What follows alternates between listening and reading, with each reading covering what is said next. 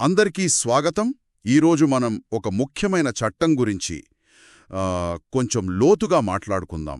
నమస్కారం. ఇది నిర్మాణ రంగ కార్మికుల జీవితాలకు సంబంధించింది. భవన మరియు ఇతర నిర్మాణ కార్మికుల చట్టం 1996 అంటే BOCW యాక్ట్ అంటారు కదా. అవును, BOCW చట్టం. దానితో పాటే వచ్చిన సెస్ చట్టం కూడా అంతే ముఖ్యం. అసలు ఈ చట్టం ఎందుకు అవసరమైందంటారు? అంటే కారణమేంటి? చూడండి, కొన్ని లెక్కల ప్రకారమే మన దేశంలో 5 కోట్ల మందికి పైగా నిర్మాణ కార్మికులున్నారు. 5 కోట్ల? చాలా పెద్ద సంఖ్య. అవును, వీరిలో చాలామంది పరిస్థితి చాలా దారుణంగా ఉంటుంది. అసంఘటిత రంగం కదా, పని దొరకడమే కష్టం. దొరికినా పని గంటలెక్కువ, సౌకర్యాలు తక్కువ, ప్రమాదాలు కూడా ఎక్కువే అంటారు. ఖచ్చితంగా. వారి పని తాత్కాలికం, అంటే గ్యారంటీ ఉండదు. కనీస వసతులు, సేఫ్టీ లాంటివి అస్సలుండవు చాలా చోట్ల. అందుకే వారి భద్రత, ఆరోగ్యం, సంక్షేమం కోసం ఒక కేంద్ర చట్టం తేవా అనిపించిందన్నమాట. అవునండి, అందుకే ఈ BOCW చట్టం వచ్చింది. ఇది వారి హక్కులు, సేఫ్టీ రూల్స్ గురించి చెప్తోంది. దీనికి డబ్బులు కావాలి కదా. అవును, నిధులెలా? దానికోసమే సెస్ చట్టం. అంటే నిర్మాణ ప్రాజెక్ట్ చేసే యజమాని మొత్తం ఖర్చులో కనీసం 1% సెస్ కట్టాలి. ఓ, 1%? ఆ డబ్బంతా ఈ కార్మికుల సంక్షేమానికే వాడాలి. అది ముఖ్యం. సరే, అంటే చట్టం, దాని అమలుకు నిధులు రెండూ కలిసే ఉన్నాయి. మరి ఈ BOCW చట్టం అందరికీ వర్తిస్తుందా, లేక ఏమైనా మినహాయింపులున్నాయా? సాధారణంగా అయితే గత 12 నెలల్లో ఎప్పుడైనా సరే 10 మంది లేదా అంతకన్నా ఎక్కువ నిర్మాణ కార్మికుల్ని పనిలో పెట్టుకున్న ప్రతి సంస్థకు వర్తిస్తుంది. 10 మంది, ఓకే. అయితే కొన్ని మినహాయింపులున్నాయి. అంటే ఫ్యాక్టరీల చట్టం కిందకొచ్చే పనులు చేసేవాళ్లకే ఇది వర్తించదు. అలాగే గనుల చట్టం కింద పనిచేసేవాళ్లకు కూడానా? అవును. ఇంకా మేనేజర్లు, అడ్మినిస్ట్రేషన్ సిబ్బందికి, ఆఫీసుల్లో పనిచేసే సూపర్వైజర్లకు వర్తించదు. సొంత ఇల్లు కట్టుకునేవాళ్ల సంగతేంటి? ఆహా, ఒక వ్యక్తి తన సొంత ఇంటిని 10 లక్షల లోపు ఖర్చుతో కట్టుకుంటే వాళ్లకు కూడా ఇది వర్తించదు. ఓ, ఇది ఆసక్తికరంగా ఉంది. ఫ్యాక్టరీల గురించి మీరు చెప్పారు కదా. ఒక ఫ్యాక్టరీ కడుతున్నప్పుడు ఏ చట్టం వర్తిస్తుంది? దానిపై ఒరిస్సా హైకోర్టు ఒక క్లారిటీ ఇచ్చింది. ఫ్యాక్టరీ నిర్మాణంలో ఉన్నప్పుడు ఈ BOCW చట్టమే వర్తిస్తుంది. ఓకే. కానీ నిర్మాణం పూర్తయ్యాక ఫ్యాక్టరీలో జరిగే పనులకు మాత్రం ఫ్యాక్టరీల చట్టం వర్తిస్తుంది. అర్థమైంది. సరే, మరి ఈ చట్టం కింద నమోదు చేసుకోవడం లాంటివి ఏమైనా ఉంటాయా? యజమానులు, కార్మికులు? తప్పకుండా. సెక్షన్ 7 ప్రకారం సంస్థలు యజమానులుగా నమోదు చేసుకోవాలి. అలాగే కార్మికులు లబ్ధిదారులుగా నమోదు చేసుకోవాలి. అది సెక్షన్ 12. లబ్ధిదారులుగా ఎవరు అర్హులు? 18 నుంచి 60 ఏళ్ల మధ్య వయస్సుండి గత 12 నెలల్లో కనీసం 90 రోజులు నిర్మాణ పనులు చేసిన ఎవరైనా అర్హులే. 90 రోజులు, ఓకే. వాళ్లకి గుర్తింపు కార్డులు కూడా ఇస్తారు సెక్షన్ 13 ప్రకారం. ఇది చాలా ముఖ్యం. ఈ సంక్షేమం అన్నారు కదా, దీనికోసం ఏమైనా ప్రత్యేక ఏర్పాట్లు, బోర్డులు లాంటివి ఉన్నాయా? ఉన్నాయి. ప్రతి రాష్ట్ర ప్రభుత్వం ఒక సంక్షేమ బోర్డు ఏర్పాటు చెయ్యాలి. సెక్షన్ 18 చెబుతుందిది. ఆ బోర్డులో ఎవరుంటారు? ప్రభుత్వం, యజమానులు, కార్మికుల ప్రతినిధులు సమానంగా ఉంటారు. కనీసం ఒక మహిళా సభ్యురాలి ఉండటం తప్పనిసరి. ఆ బోర్డు పనులేంటి? అంటే ఏం చేస్తారు వాళ్ళు? సెక్షన్ 22లో విధులు స్పష్టంగా ఉన్నాయి.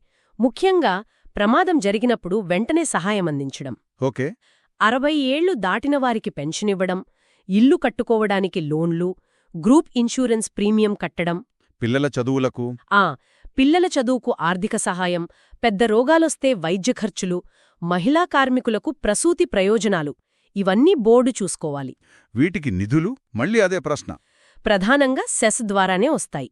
ప్రభుత్వ గ్రాంట్లు, కార్మికుల చందాలు కూడా ఉంటాయి సెక్షన్ 24 ప్రకారం. ఇది చాలా కీలకమైన వ్యవస్థలాగుంది. సరే, పనిచేసే చోట కార్మికుల హక్కులు, యజమానుల బాధ్యతల గురించి చట్టం ఏం చెప్తోంది? పనిగంటలు లాంటివి? పని గంటలు, వారానికి ఒక సెలవు రోజు ఇవ్వాలని చట్టం సెక్షన్ 28, 29 చెప్తుంది.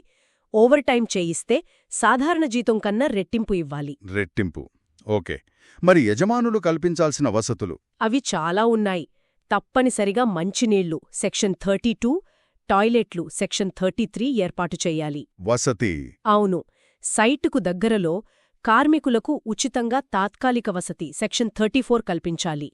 50 మందికి పైగా మహిళా కార్మికులుంటే పిల్లల కోసం క్రెచ్లు సెక్షన్ 35 ఉండాలి. First aid, canteen. ప్రథమ చికిత్స సెక్షన్ 36 తప్పనిసరి.